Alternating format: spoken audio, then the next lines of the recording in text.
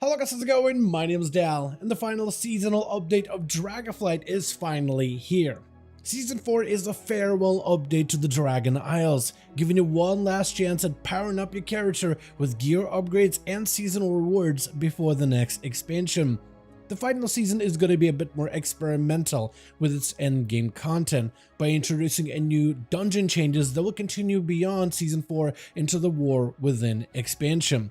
We also have Awakened Raiding, which powers up one of the 3 Dragonflight's raids with tougher challenges and greater rewards. New set of seasonal PvP rewards, as well as a new gear vendor, a cosmetic vendor, remixed version of class tier sets, easier tier set acquisition systems, and other seasonal updates.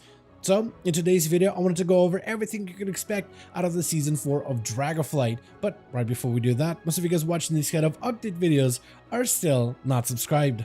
However, the more of you remind, the more of you do, so let's keep it going. Subscribe to the channel and ring the bell if you're watching these videos anyway. Especially if you want to get more regular content regarding Dragonflight patch 10.26, 10.7, Season 4, or any of the future War Within updates. First, I want to go over some of the endgame content that's available in Season 4. And one of the biggest changes coming in the final season of Dragonflight is new dungeon changes that will carry onwards into the War Within expansion. This includes new updates to Heroic, Mythic 0, and Mythic Plus dungeon system, as well as some of the difficulty and reward changes. So when it comes to dungeon difficulty, we have entry-level content like normal dungeons, which are essentially going to be unchanged for Season 4. The difficulty remains roughly the same, but the rewards are being slightly upgraded for the newer season. Heroic dungeon difficulty, on the other hand, is being increased by a bit, with the new Heroic difficulty being equivalent to Season 3's Mythic 0 difficulty. This means that the mobs and the bosses will hit a little bit harder than usual on Heroic, but you will not have to deal or experience any of the Mythic specific mechanics. The rewards are also being increased by quite a bit to match the difficulty increase, and you'll still be able to queue up for heroics with random groups at max level. As for the Mythic 0 dungeons, we're going to be seeing a difficulty increase as well, where they're going to feel much closer to the Mythic Plus 10s of Season 3. This means you'll be dealing with harder hitting bosses and trash bags, while also dealing with the included Mythic boss mechanics. However, unlike the Mythic Plus system, you will not have to manage timers, affixes, or other M+ limitations, like changing your talents mid-dungeon or being able to change specs inside of these instances.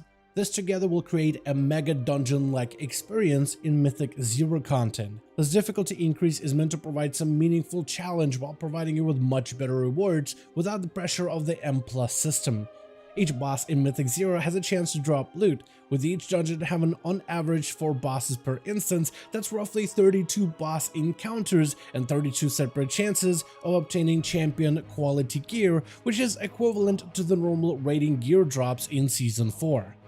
As for the Mythic Plus dungeons, we're seeing a bit of a number squish for Season 4, with the base Mythic dungeons replacing the original M+10 difficulty. Mythic Plus dungeons will expand past this new Mythic 0 point.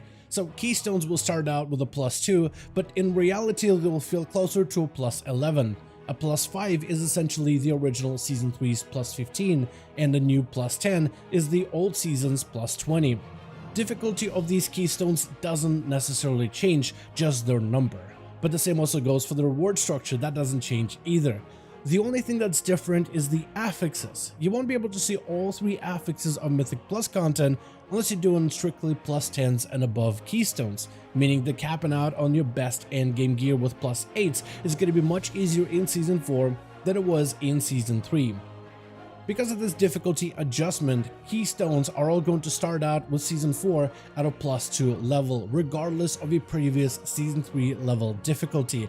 This is done due to their difficulty refactoring for the Mythic and Mythic Plus systems. The Season 4 dungeons are going to include all 8 of the Dragonflight's original dungeons, from Nothrend, Nokud Offensive, Azure Vaults, Ruby Life Pools, Uldaman, Brackenheight, Halls, and Algathar Academy. All of these dungeons have seen a number of changes as well.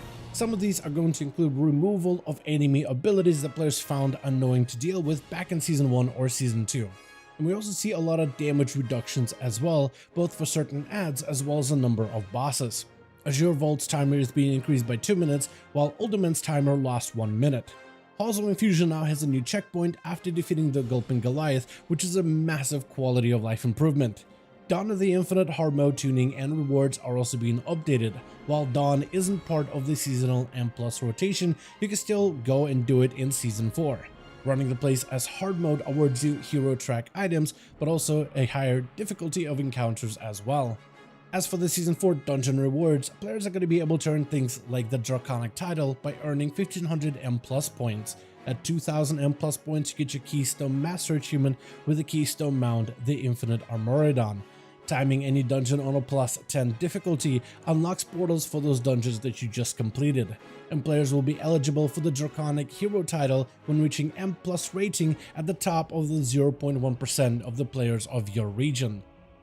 Next, let's go over the raid content and the raiding changes. In Season 4, they're going to introduce Awakened Raids system, where every few weeks one of Dragonflight's 3 raids is going to become awakened. When a raid is awakened, all of the enemies of that raid are scaled up to the Season 4 difficulty, but they also drop Awakened Season 4 raid rewards as well. These raids will be awakened on a weekly rotation, with Week 1 and 2 will have the Awakened Vault of the Incarnates. Week 3 and 4 will have the Awakened Aberrus, Week 5 and 6 will have the Awakened Emergicel, and after we finish out Week 6, Week 7 and onwards, all of the raids are going to be awakened at once. Defeating awakened bosses also earns you a new currency of antique bronze bullions. Bullion's cap will start out at 1 and will be raised by 1 every single week. Bullions will also have catch-up mechanics, so if you miss out on any bullions, you can farm them up to the current cap. Bullion is used at the new Bullion Bronze vendors in Valdrakken. These vendors will sell you a variety of gear, weapons, trinkets, and rare items from any of the Dragonflight's 3 raids. These items will start out at Awakened quality and then can be all the way upgraded through 12 ranks of upgrades, offering you some bad luck protection when optimizing your character in Season 4. With these vendors, you can also upgrade your Feralath and the Evoker Legendary to Awaken level so that it remains your best in style item for the rest of Season 4. In that same room as the gear vendors, we also have Cosmetic Vendor, which trades bullions for your choice of weaponry colors or a mount from the Shadowlands era. Completing every Awakened raid on normal difficulty or higher awards you a Voyaging Wilderling Dynamic Flying Mount. Defeating all of the raids on Heroic difficulty unlocks the Awakened Hero title, and clearing any of the raids on Mythic Awakened difficulty unlocks a portal to these instances, similar to the portals you can unlock from Mythic dungeons. And as for the PvP endgame content, we have new gear upgrades for Honor and Conquest vendors, as well as better gear upgrades for the World PvP items as well. Players will be able to unlock a new Vicious Dream Talent mount for the season by participating in rated arena and battleground content. Players achieving Gladiator in Season 4 can unlock the Draconic Gladiator's Drake and Draconic Gladiator title. Draconic Legend could also be earned by ending the season within the 0.1 top percent in the solo shuffle ladder. In Season 4, we also have a handful of class changes, though this list of class updates is much smaller than previous seasons. For the most part, we'll be seeing healer adjustments in Season 4, with, and I quote, the goal of reducing the overall throughput of some healers to better align with our tuning goals, as well as increase the comparative power of Holy Paladin, Preservation Invoker, and Holy Priest, without the need to further escalate the capabilities of healers, end quote. Meaning the rest of Druids, Mystery Monks, rest of Shamans, and Disc Priests are all seeing some form of healing reductions. In PvP, Mistweaver's Fist Weaving playstyle is also being further reduced, while Disc Priest is being compensated for the PvE specific changes. For this season, each class is also getting a tier set look as well as a tier set bonus based on the community voting that took place a few months ago, where each player gets to pick their favorite bonus as well as the appearance from any of the previous 3 Dragonflight seasons. For example, Beastmastery Hunters Season 4 set is going to get the looks of the Vault of the Incarnate raid tier, but the bonus is going to remain from the Emergicel raiding tier. Arms Warrior tier set is going to get the looks from Season 2, but a bonus from Season 1 and so forth. Some classes are going to see a lot of variety with Season 4, while others are going to get a bit more of the same this time around. With Season 4, a new Dragon Riding Cup is also going to be made available from April 30th through May 14th, offering more dragon riding races in Northrend. Overall, you can expect 12 new challenging races through all of the Northrend zones, with normal, advanced, and reverse variations to earn the Riders of Azeroth badges in exchange for the new Icy Drake Racers transmog set and a checkered pennant, as well as the new racing achievements. Also, we should be seeing a new upgrade vendor and a Crest traded vendor in Valdrakken, though no official blue post has been made to confirm whether these will be present in Season 4 or at some point in the future. Initially, these vendors showed up for the patch 10.7 PTR, but they're also present in the 10.6 PTR, so they are either going to be available day 1 in Season 4 or will be implemented at some point later. But if they are present in Valdrakken from day 1, then you should be able to trade in and upgrade your gear for Season 4. The Crest upgrade system continues onto Season 4, with a new set of Aspect, Worm, Drake, and Whelpling Crests for you to collect to help you upgrade all of your awakened gear. To make this process more convenient, you'll find that Kuzoth has been relocated next to the Valdrakken auction house, and you can upgrade all of your gear easily. Vaskarn can also now trade in your old Season 3 crests for Season 4 crests. The trade-in of crests is a 1-to-1 conversion, trading 15 crests for 15 crests at a time, but it does take your old crests and downgrades them by 1 in terms of difficulty, where Aspect crests of Season 3 become Worm crests in Season 4. Worm crests become Drake crests, and Drake crests become Whelpling crests. This allows players who have accumulated any of the crest currency from the previous season to keep using that currency heading into Season 4, and you shouldn't have that much of a harder time upgrading all of your gear if you still have the currency from the last season. We also got Revival Catalyst and tier set changes. The Revival Catalyst has also received new updates for Season 4, and just like the last season, every player is going to start out the season with 1 charge of the Catalyst at the very beginning, allowing you to convert 1 item into a tier set item immediately.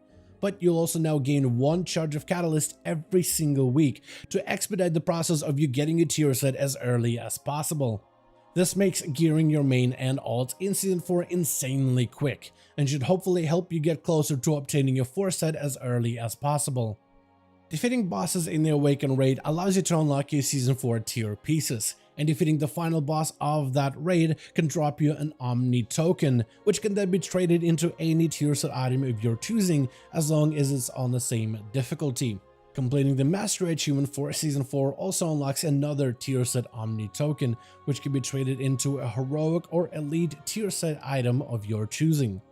And for now, that's gonna mark all of the things that you can do right now with the drop of Season 4 in Dragonflight. Season 4 is a farewell season for Dragonflight, so any of the original frictions that are available for Season 1, 2, and 3 are for the most part removed for Season 4 to make gearing your mains and ults as easy as possible. And later down the line, we'll have the patch 10.7, which is going to offer additional ways for you to catch up and level new characters ahead of War Within expansion, but I'll save all that for later once 10.7 drops in the early May. As always, I want to thank all of you guys so much for watching this video and hope all of you enjoyed. Let me know what you think about the Season 4 update in the comments down below. As per usual, if you guys enjoyed this video or found it informative, go ahead and give it a thumbs up. I would very much appreciate it. And as always, in the description of every single video and live stream, we have a link to our Discord community channel. Probably the best place to reach out to me directly in case you want to let me know what you thought about this video or hang out with the rest of the community to discuss some of the upcoming changes. Join our Discord to become part of the community. But otherwise, thank you all so much for watching this video. I do hope you guys enjoyed. Let me know all of your thoughts down below. And as always, I'll see all of you guys in another video.